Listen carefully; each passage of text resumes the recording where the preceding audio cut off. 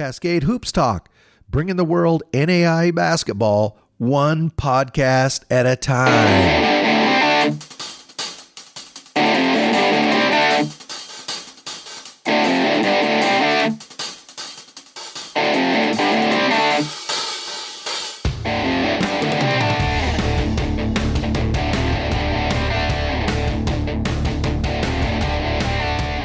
Good morning. Cascade Hoops Talk, Billy D here. Well, it's a great day. NAIA basketball is being played. The stands are filling up. Get to your local NAIA school. Buy a season ticket. Buy two. Buy one for your neighbor. Take all your friends. Show them how NAIA basketball is the best entertainment value in America. Hey, couple quick things. It's only 2 weeks or so till we get out to Indiana.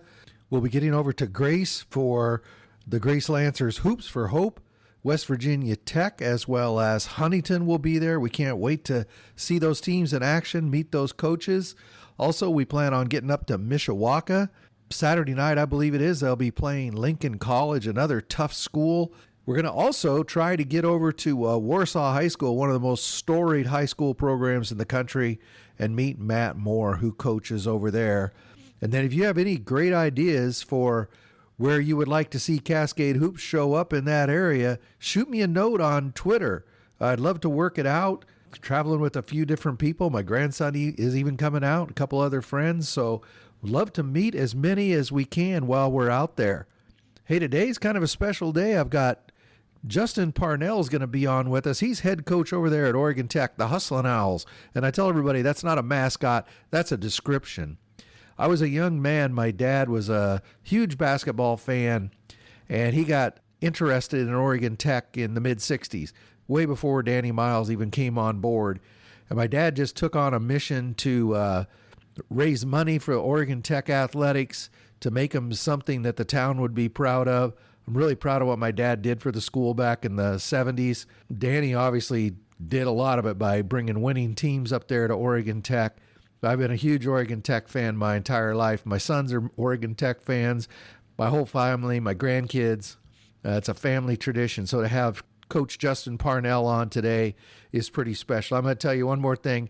Justin Parnell, I owe him anything he wants. When Danny Miles retired, I was sad because I was afraid that Oregon Tech basketball, which in my view is magic, it's incredible. It's entertained me my entire life. I was afraid that the culture would go and the magic of Oregon Tech basketball would wither away.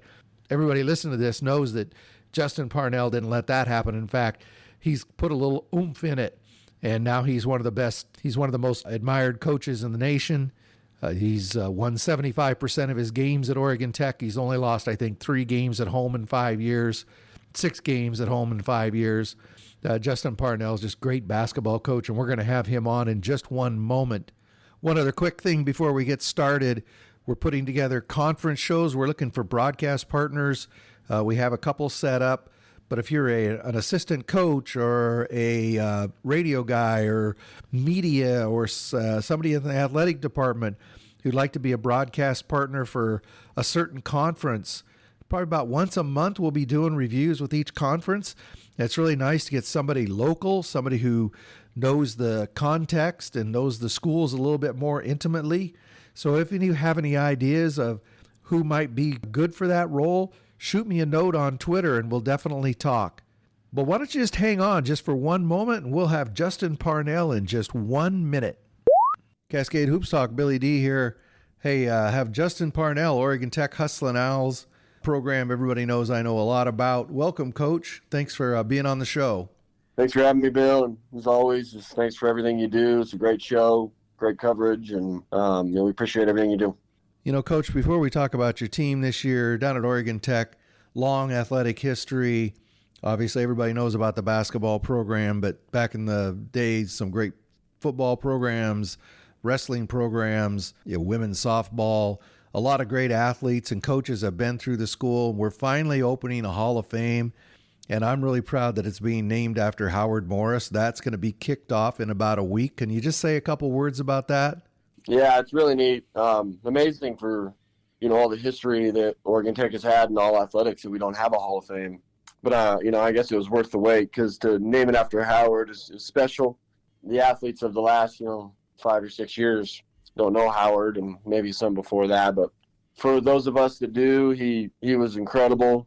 Not only was he the AD at Oregon Tech, I mean, he was football coach, baseball coach, wrestling coach. I mean, just did just about everything. He was also started the Cascade Conference. Just an incredible man from an incredible family. His wife, Ginger, is such a great person. And it'd be really fun to invite all of his family back and celebrate him and all that he accomplished here at Oregon Tech, and also all that he accomplished for the Cascade Conference to grow to one of the the best conferences in the country at all sports. I'm just very, very proud that his name is going to be connected now with Oregon Tech athletics in perpetuity. I think that's a great thing. Yeah, there's one thing Oregon Tech does really well, I think, is we kind of look after our own, and we always remember the history of everything that happened here. We do that within our own program, and I know the other programs do as well. And there's been a lot of updates here at Oregon Tech recently, and probably none better than the new Hall of Fame video board. It's touchscreen, and all the new trophy cabinets that are showcased in the athletics lobby. It's just really cool to see all the history, and I think sometimes it's easy to forget about all the great things that's happened here and all the great coaches and players, and it's just a nice reminder that that's here now. And now every former player of any sport can come back and use the touchscreen and find their name and their picture and their stats, and it's a really cool thing, and just happy to be a part of it.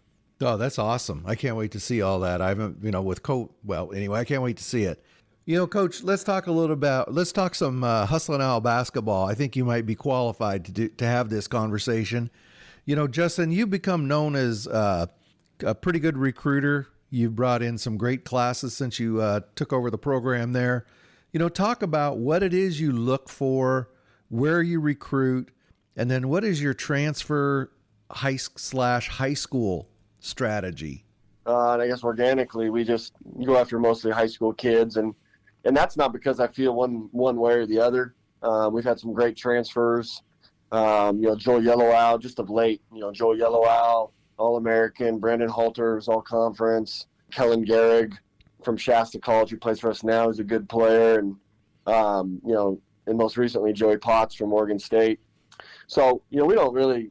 I guess it's just not something I think about when in terms of, whether looking at a transfer or a high school kid. I just think it's really the most basketball we're going to see is probably high school kids because of AAU tournaments and whatnot. So maybe just naturally those are who we look at. And you can have your different recruiting philosophies and your checklist of what you're looking for. Most kids are really good kids. So we go to recruit until we are proven otherwise. We trust that every kid's a pretty good kid and high character, and not everyone's perfect. So when we see things maybe we don't like, we just try to decide, hey, is this kid having a bad day, or is this a character flaw? And I think once you determine whether it's a character flaw or a bad day or a mistake, then you can kind of move on. And if it's just a bad day, we're going to definitely stay into the kid and continue to recruit him. But for us, in the way we play, the type of kids we get and want are, a certain type. We need, big guys that can really run. Mm-hmm. So when we're looking at bigs, we definitely, we don't need the 6'10s, even though, I feel like we got a whole roster of them.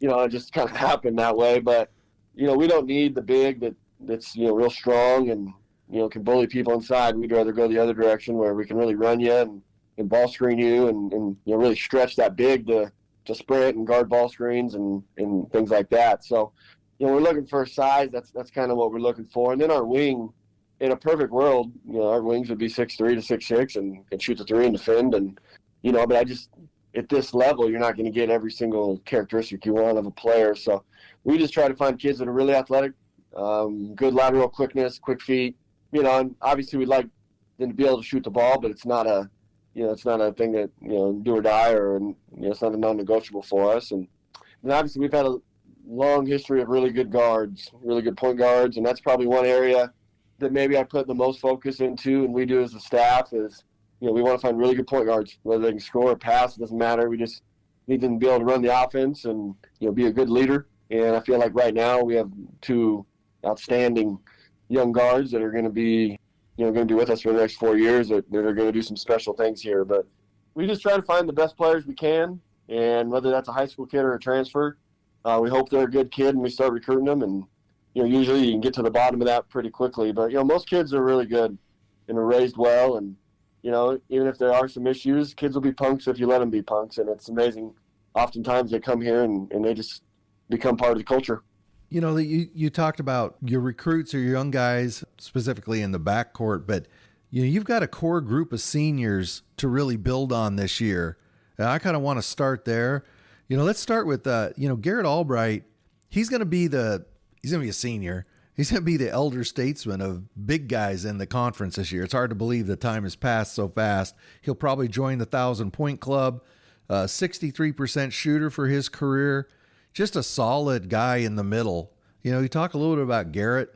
I was just so glad he decided to come back. I had to make a couple deals with him. I told him that we'd take I told him we'd take the first 2 weekends of duck hunting season off for him, which were the last 2 weekends, so he'd come back and if he didn't get an elk, he could stay out and keep hunting and until he got one. But fortunately, he's a heck of a hunter, so he got one right away and didn't miss any practice. But Garrett has just really worked at it, and for not being a kid who just I don't think he doesn't live and breathe it. He's got so many other interests in his life, and which is great, and I'm happy for him for that. But he's really worked at it, when we've required it, and maybe where he's improved the most is just the weight room over the last 4 years. And now I don't want to say he's the best big guy in the league. That's not really fair to anybody else to judge that, but he's as good as there is in the league, and there's some pretty good ones. And he's got great touch around the rim, like you said, 63% career field goal percentage. Has turned into a really good rebounder and leader. It's too bad we didn't get to play, in what we thought was a senior year, because we really felt that he had just improved so much. And I think he took another giant leap forward this offseason, and I think he could be a big force in the Cascade this year. Justin, this might be, at least in my memory, which is many, many years, this is I think the most secure we've been, the deepest we've been at the 5 spot. Because behind Garrett, you got Lachlan McKim. He's playing as a senior this year. He's out of Sydney, Australia. He has put in a lot of minutes in the Cascade Conference. And you already mentioned a transfer from Oregon State, Big Joey Potts. He has his family connection with Oregon Tech. He decided to play his last 2 years there. Have you seen an Oregon Tech team this deep at the post? It's hard to, unless you go back through all the years, I guess. And, I know Danny had some just fantastic teams, but this might be the deepest, I guess, in terms of, size, because, at a 5, we got obviously Garrett, who's a good player, and Joey, who's going to do some really nice things here. And, Lockie played 15 minutes on a team that went to the national championship game, 3 years ago. So we have that. And then behind him, we have 2 more that we feel like we could play if things got, some injuries and whatnot. We got Matt Van Tassel, who plays kind of our trail big. He could slide over. And Blake Jensen is 6'7" freshman from Sherwood. That could give us some really good minutes. We expect really big things out of Blake down the road. And then, another guy that has just kind of been on the outside looking in is Jesse Higgins, 6'10", out of South Medford High School. And we feel really comfortable about him. And so, we probably have a few too many guys inside. And it's not quite fair to them. They all deserve some time. But, we could have used this depth when we had so many injuries 2 years ago when so many guys went down. But we feel really good about our inside game. Yeah, I agree with you I'm glad you brought up Jesse and Blake Jensen. Jesse, he's got those long arms and he comes in and he always holds his own, always plays strong minutes. Of course, he's behind some really, really good ball players. And Blake Jensen, I thought he was the surprise of the COVID year. He's out of Sherwood, 6'7". Yeah, they both do a nice job. And like I said, I don't mean to sound like a coach here, but we feel really comfortable about putting them all in. So, if it comes to that, it does. And, if it doesn't, they're just going to have to wait their turn. And, that's kind of part of life and part of sports. And what we try to say is, it's very character building where, sometimes there's just a guy ahead of you that's a little better. And, that doesn't mean anything about you. And we heard a great quote that we talk about a lot. And so, being unselfish isn't thinking less of yourself. It's just thinking about yourself less. And if you just happen to get beat out, then you're still on a great basketball team, and stay ready, and you never know when your number's called. And you have some upperclassmen.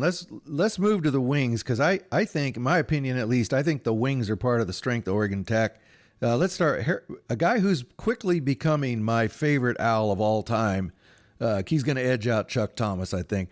But Harrison Steiger, kind of a Mr. Everything. He's an Oregon Tech guy. He plays defense, 61% shooter, takes care of the ball, 216 assists. And I think he's in the top 4 or 5 finishers in the country. I really like his game. You better hope Chuck's not listening, Bill.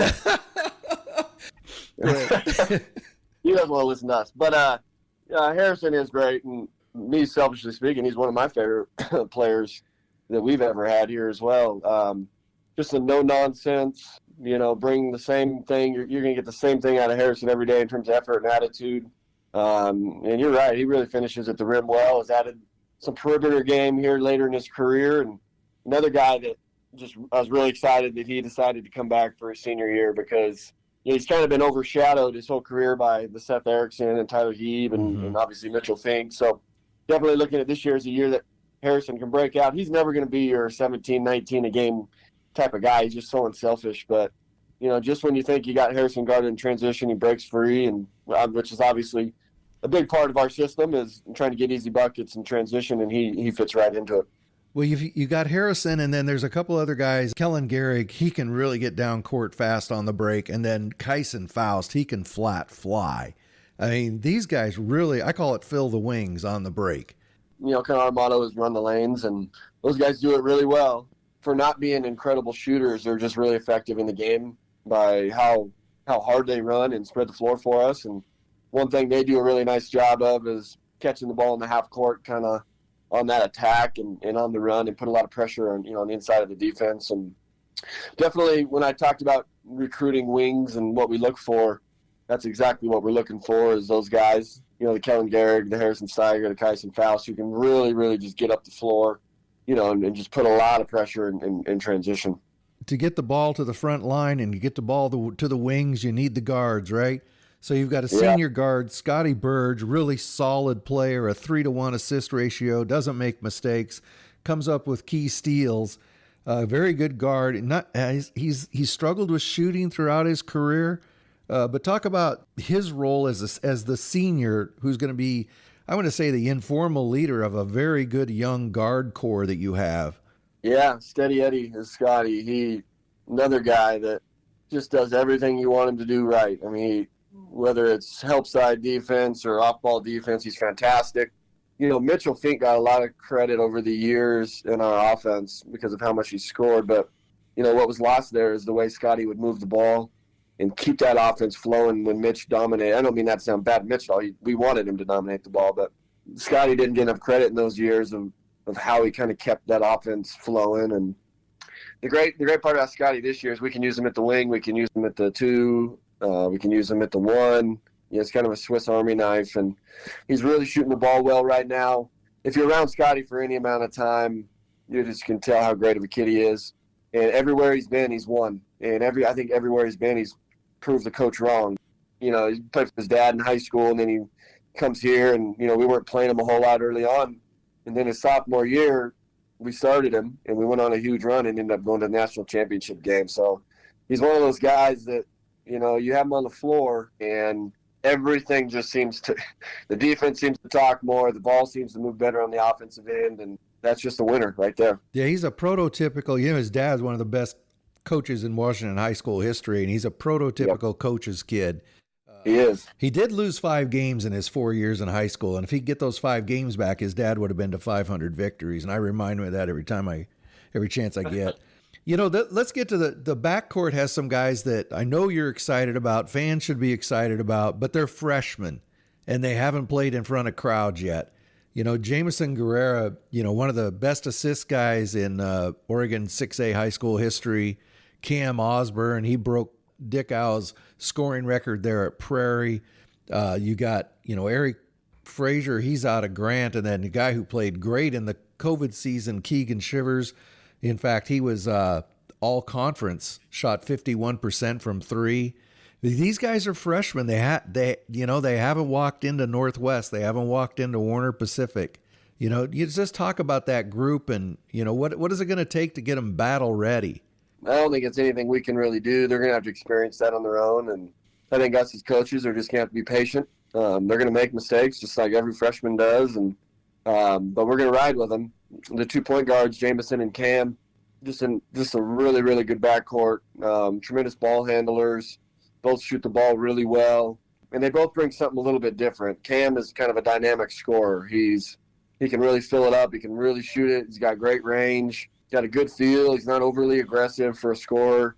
He's just a really, really good player. And then Jamison, a little bit opposite, he's a facilitator, and he is so good at driving and kicking and drawing to and make great decision maker.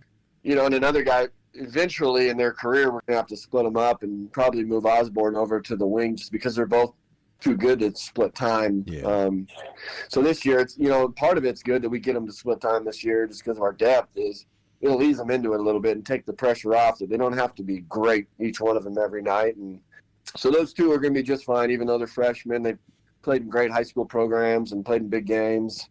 The other two, Keegan and Eric, are just flat gym rats. They're always in here getting kicked out by security, and they're always in here using the shooting gun and just tremendous shooters. Last year, Keegan shot, I think, in the 50s from 3, and Eric didn't shoot it as well, but he's a threat and he's a weapon out there on offense. And those 4, and including Blake Jensen, who's also a freshman, are going to be a force to be reckoned with throughout their career. One thing about Cam, and I only got to see the COVID games on video, but I was shocked how little space he needed to get his 3 off. Was that an accurate view? Yeah, it's amazing. That I joke with him that he's got that hesitation quick pull up. I think he shoots it at a higher percentage than when he's open, just to catch and shoot. And I think part of that is just his whole career he's had the ball in his hands, and he's been forced to take tough shots because he needed to get shots up. And I think probably just over time he learned, I better make these tough shots because they're the only ones I'm going to get. He does. He makes a ton of contested shots. Kind of offensively, you look at a guy in the NBA for Portland, CJ McCollum. It always looks like he's taking tough shots, but he's making them with hands in his face. And I just think another guy that had the ball in his hands a lot throughout his college career, guys like that just learn to make hard shots, and Cam does that really well. Justin, you've got, at least on paper, one of the best teams I've seen at Oregon Tech, and I've seen a lot of them. When the ball hits the hardwood, I guess we'll find out. But the Cascade Conference every year is tougher. I mean, we say this every year, but this year it's incredibly tough. You got College Idaho. Now we've added Lewis Clark State. Corbin has really grew in leaps and bounds. Bushnell just keeps adding players every year. I don't want to leave anybody out, but those 5 teams in particular are really going to be tough. Yeah, each year we say the Cascade's probably as good as it's ever been. Now the reason I think it's so good this year is, most of the seniors in this league came back because they didn't get to play. Right. I don't know if that holds true for all across the country, but you look at our league, even the team that was picked 4th is Corbin, and probably got the short end of it. Corbin's really good. They're well coached. We split with them last year. I mean, they're extremely talented, and for them to be picked 4th, which was a little surprising to me, that just tells you the strength of our league. Because I think not only are they good enough to win our league this year, they can make a run in national tournament. And then, 3rd is LC State, who played in the national championship game last year, who some might say are down, but I think, watching them play last Sunday, I think they're really, really good. And obviously C of I's got everybody back, so they're going to be tough. And then you talked about Bushnell, where they picked 6th. And, they are super talented. Southern Oregon's always going to be tough with Coach McDermott. So it's going to be a bear. And it's one of those years, the team that's picked 6th or 7th might win the league. And the league champ might have 6 losses. So hopefully we don't beat each other up too bad. But I'm looking forward to it. Yeah, it's going to be really exciting. I have a question for you. Last season, the first season in history where nobody got to go up to Danny Miles Court and watch basketball up on the hill.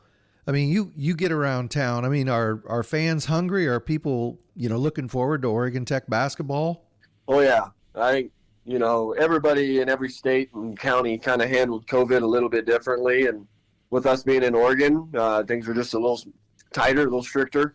So I think people here are just really excited to get out. We held a kind of a outdoor barbecue donor event that was, 130, 150 people, which is way more than we usually get. our volleyball games this fall have been really well attended, and so we're looking forward to Saturday. It's just an exhibition game. It's at 3:00, but our fans, we've been selling season tickets just like a normal year, and trying to get out to the local schools this week to get them back in the gym and get them back in that habit of, hey, Friday and Saturday nights, get up to Danny Miles Court to watch some great basketball. Well, I'll tell fans in Klamath Falls, get your neighbors. If they have never been introduced to Oregon Tech basketball, introduce them. And I say it all the time, but NAIA basketball is the best entertainment value in America. You can't go to a movie even for what you can go to a doubleheader basketball game. Get your friends. It's good enough. Thank you for buying a season ticket, but get your friends a ticket. Get them to buy. Bring them to a game. Justin, I'm really excited for the season. Last year was the first season in my life I didn't watch basketball. I can't wait to meet your guys and watch them play. I hope during the season we can get you on some more. Yeah, always willing to come on, and not only do we appreciate what we do for NAIA basketball, we appreciate what you do for our program. You're a very loyal fan, and just as you're inviting people to come out to our games, if you listen to this podcast, go back and listen to some of the other ones. Bill does a great job, and he's talked to some amazing coaches that are within the NAIA. There are some great coaches, and it is really it's great to get to know the coaches. Everybody I think already knows I'm heading out to Indiana here in a couple of weeks. I'm just super excited about that.